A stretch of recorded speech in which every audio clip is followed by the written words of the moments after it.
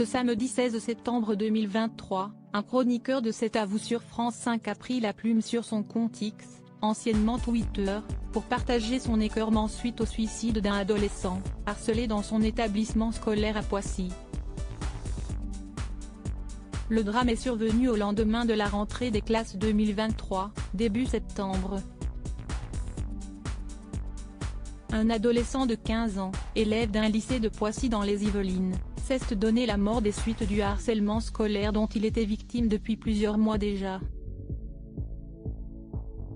Une situation qu'avant dénoncé les parents du jeune Nicolas auprès de l'établissement un peu plus tôt dans l'année, avant de recevoir une lettre de la part du rectorat de Versailles envoyée mi-avril. Ce courrier, reçu 5 mois avant la mort de leur fils, pointait du doigt les parents et leurs propos et comportements inacceptables envers des membres de l'éducation nationale. Depuis que cette information est parue dans les médias, la classe politique réagit vivement.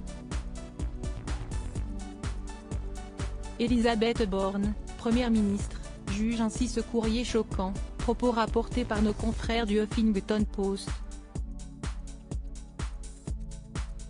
Et si est justement suite à cet article qu'un chroniqueur de C'est à vous sur France 5, remonté et écœuré, a publié un message sur son compte X, anciennement Twitter, Pierre Lescure. Si est bien. Mais, commence celui qui sera à la tête de Beaux Gestes, émission culturelle de retour sur France 2 ce vendredi 22 septembre.